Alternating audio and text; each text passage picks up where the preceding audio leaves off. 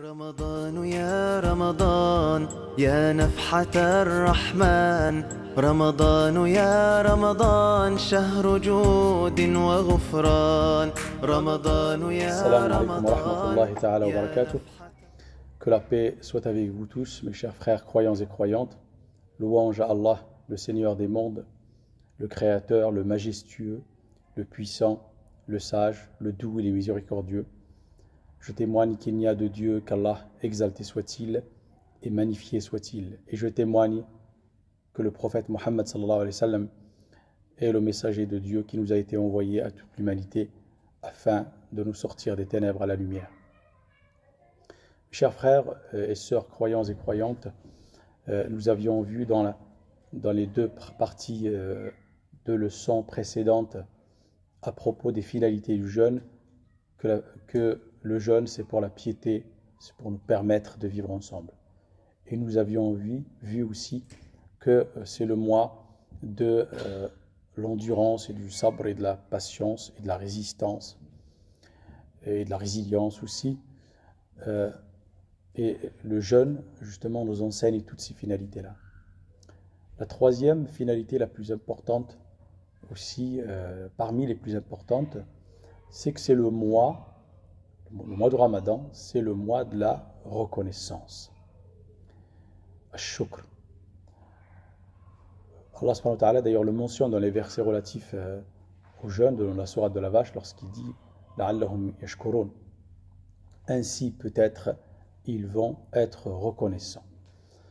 Parce que lorsque nous sommes privés des bienfaits d'Allah subhanahu wa ta'ala par le biais du jeûne, le manque, il n'y a pas d'eau, il n'y a pas toutes les nourritures qu'on peut manger, etc. pendant la journée du Ramadan, bien cette privation provisoire, occasionnelle, nous fait rappeler les bienfaits d'Allah subhanahu wa ta'ala, que l'être humain ne saurait énumérer, ni ne pourrait énumérer.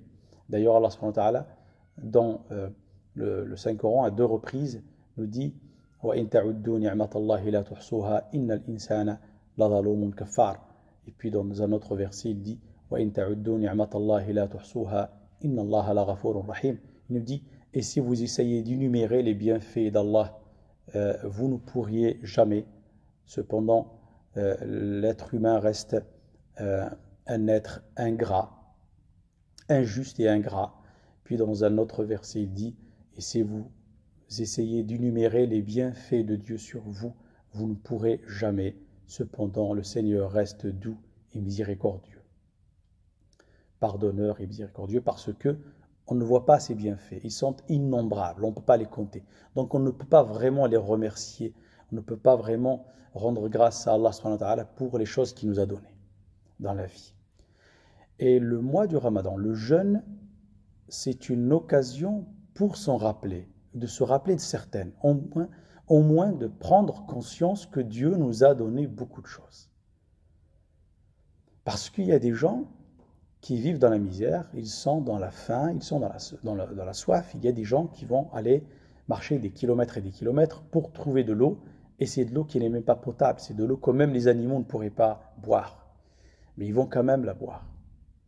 Il y a des gens qui vivent, je dis 10 gens, mais des milliards, des millions, qui vivent avec moins d'1 € par jour, voire qui n'ont même pas 1 €, voire ceux qui sont vraiment dans la famine. Et nous voyons surtout dans les pays musulmans, je pense à la Palestine, à la Syrie, je pense au Yémen, un peu partout, il y a des minorités musulmanes persécutées, et beaucoup de musulmans dans les pays musulmans, il y a une vraie pauvreté, il y a des vrais écarts sociaux, les gens vivent dans la misère. Bien, Allah subhanahu wa ta'ala, le tout miséricordieux de toute l'humanité, il veut, par le biais du Ramadan et du jeûne, le faire prendre conscience qu'il y a des gens qui sont dans la misère. C'est pour nous pousser à énumérer les bienfaits d'Allah subhanahu wa ta'ala, pour lui rendre grâce, pour lui dire merci. Et puis surtout, pour le remercier avec des actions. Nos savants, nos érudits nous disent qu'il y a deux sortes. Il y a 3 sortes exactement pour dire merci à Allah subhanahu wa ta'ala. Il y a ash-shukru bil-lisan, c'est-à-dire le fait de le remercier avec la langue. Dire alhamdulillah, dire shukru lillah, déjà le dire, le sentir et le dire en ayant pris conscience des bienfaits d'Allah subhanahu wa ta'ala. C'est déjà une première étape. La deuxième étape, c'est l'adoration, la spiritualité, donc l'exercice de l'adoration. Et nos savants nous disent que la meilleure adoration pour remercier Allah subhanahu wa ta'ala, c'est le jeûne. C'est le jeûne. Pourquoi? Parce qu'on sent, on prend conscience vraiment des bienfaits. C'est pour ça que Allah subhanahu wa ta'ala, il parle par exemple dans le Coran de la famille de Daoud. Daoud, on connaît son siyam. Le prophète sallallahu alayhi wa sallam nous a dit « Sawmu akhi Daoud », c'est-à-dire il jeûnait un jour et il mangeait le deuxième jour. C'était un jour oui, un jour non. Et c'était le jeûne maximal. Personne ne peut dépasser le jeûne du mois du prophète Daoud. Allah subhanahu wa ta'ala leur dit dans la sourate Saba « I'malu ala Daoud shukra wa qalilun min ibadiy ash-shakur » parce que il leur dit « Ô famille de Daoud, pratiquez la reconnaissance et très peu du nombre de mes serviteurs sont vraiment reconnaissants. » Donc la reconnaissance est une grande finalité du jeûne et c'est grâce au jeûne qu'on peut l'acquérir. Mais la troisième façon de remercier Allah subhanahu wa ta'ala, c'est avec les actions. Il faut agir. Il ne faut pas seulement le dire, il ne faut pas seulement le ressentir, mais aussi, en plus, il faut agir. Donc, donner, être généreux.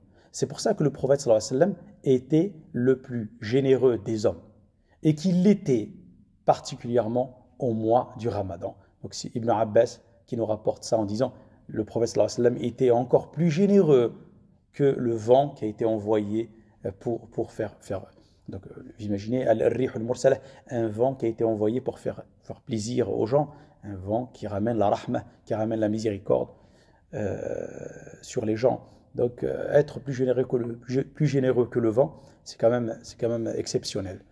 Mais pourquoi alors le prophète qui est le plus généreux des hommes l'est encore davantage au mois de Ramadan? C'est parce que même lui, le prophète sallallahu alayhi wa sallam, il ressent dans le mois de Ramadan, dans ce mois béni, dans le jeûne, il ressent la difficulté des autres, la misère des autres, le besoin des autres. C'est pour ça qu'il leur donne davantage.